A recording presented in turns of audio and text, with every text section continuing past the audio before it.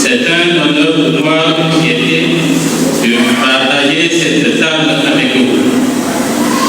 Chers amis, invités, participants, merci de prendre le rendez-vous avec nous afin que nous puissions discuter, causer sur le thème le patriotisme comme vertu cardinale de l'émancipation d'une nation. Alors, sans plus tarder, nous allons commencer. Le mot patriotisme a connu des modifications à travers le temps, à travers les civilisations et les époques, selon les contextes.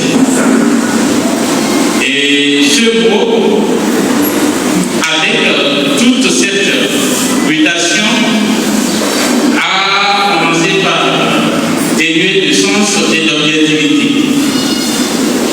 Le patriotisme dans nos sociétés, surtout celles lilloises, semble être en prise.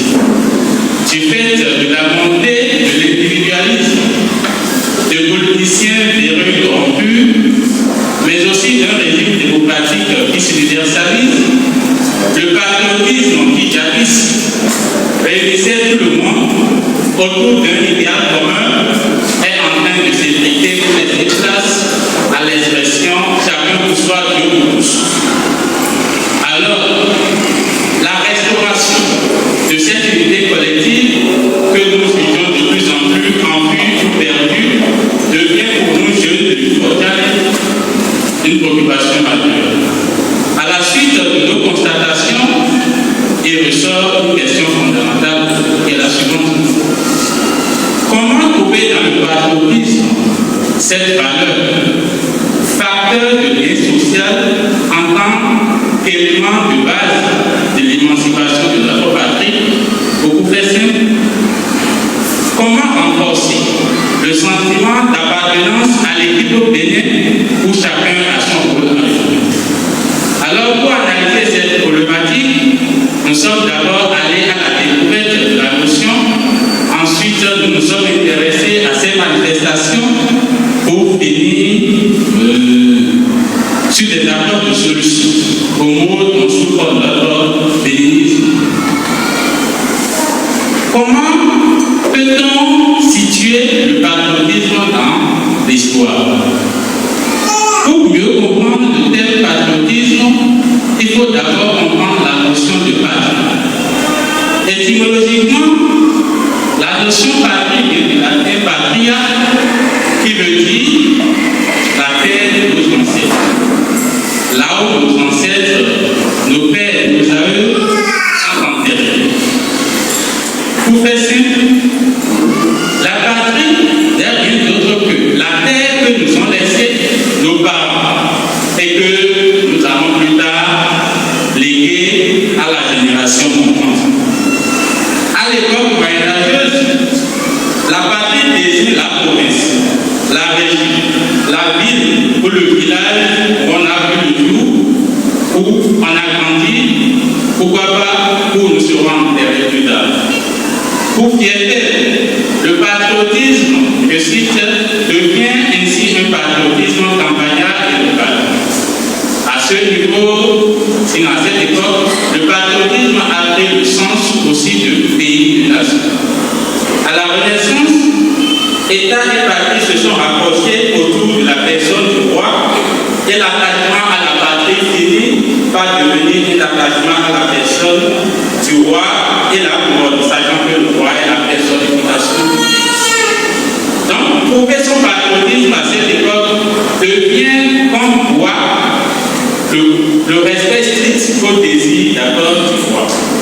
À cette même époque, il faudrait que prouver son patriotisme, c'est de se sacrifier, de verser son sang, d'accord, pour la défense de la patrie contre les ennemis qui viennent de l'extérieur.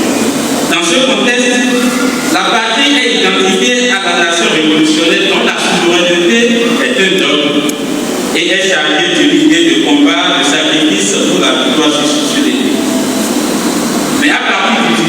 siècle. Siècle où la raison a pris le dessus sur tout.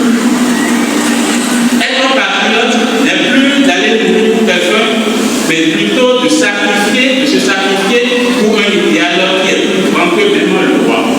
Mais de nos jours, le patriotisme se trouve sur plusieurs champs que nous allons peut-être voir plus tard. Après l'historique, quel est le sens et la dimension que nous pouvons donner au patriotisme?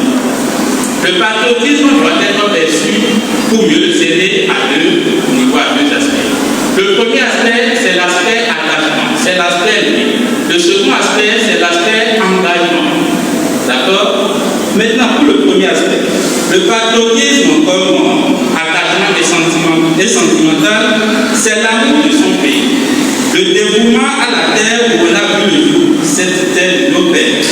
Il inclut une connaissance des racines, un sentiment de solidarité avec ceux qui partagent une histoire, un terreau spirituel, une culture, une langue et une race. Nous voyons aussi ce type de patriotisme à travers les religions endogènes, où nous disons généralement les membres de nos ancêtres, les dieux de nos pères. Pour faire simple, nous disons nous mercenaires. L'autre aspect, c'est cette forme de patriotisme que nous manifestons lorsque nous organisons des fêtes identitaires à travers lesquelles on se retrouve pour festoyer. Pas seulement pour festoyer, pas seulement pour manger, pas seulement pour boire, mais aussi et surtout pour nous retrouver autour de ce qui nous unit. Mais qu'est-ce qui nous unit derrière d'autres que cette unité religieuse autour de nos valeurs culturelles et culturelles? Maintenant, le second aspect du patriotisme, c'est l'aspect attitude et engagement. À ce niveau, le patriotisme est perçu comme une disposition, un ensemble d'actes qui prouvent qu'on agit dans le sens de valoriser et de défendre sa patrie. Il prend la forme du respect qu'on a pour les valeurs et à l'obéissance aux lois de son pays. C'est donc l'appropriation par chacun d'un patriotisme qui s'exprime dans la participation, dans l'action et dans le sacrifice sur différents terrains où on représente son pays. Mais comment doit-on manifester son patriotisme? Dans la plupart des cas, le patriotisme se manifeste lors des événements commémoratifs, festifs et revêt une importance capitale lorsque nous organisons des événements sportifs et culturels. On le voit de nos jours. Lorsque les supporters abordent les maillots couleurs de leur pays et chantent fièrement et avec engouement l'hymne national du pays. Ce patriotisme se manifeste également lors des arrêts où nous sommes obligés d'aller au secours de nos compatriotes afin de leur dire que nous sommes à leur côté.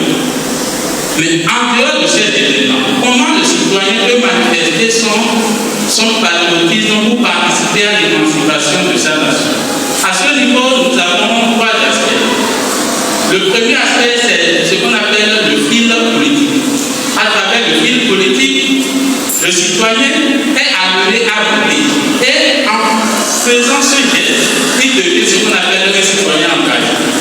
Le second aspect, c'est le patriotisme économique. À travers le patriotisme économique, le citoyen participe à la dynamisation de l'économie de sa nation en travaillant, en priorisant la consommation locale, mais aussi et surtout en payant ses impôts. Le troisième et le dernier que nous avons trouvé, c'est le patriotisme partenaire, c'est-à-dire le fil sentimental. À travers ce fil sentimental, le citoyen se rend compte qu'il appartient à une grande amitié où tous les individus, sans exception, comptent. D'ailleurs, le premier mot de notre devise, c'est fraternité. C'est pour signifier que, à travers ce fil sentimental et affectif, nous comptons, d'accord, et ce n'est qu'à travers cela que nous pouvons participer à l'émancipation au développement de notre nation. Mais aujourd'hui, le sens du sacrifice, la défense de l'intérêt commun semble disparaître au profit de l'émancipation personnelle. Au vu de ça, qu'est-ce que nous pouvons faire pour corriger cela? Pour cette raison, la seule chose que nous avons trouvée, c'est que nous sommes obligés de retourner au système éducatif. Il n'échappe à personne que le système éducatif tel qu'il se présente aujourd'hui n'est pas à même à donner la fibre patriotique à la génération montante.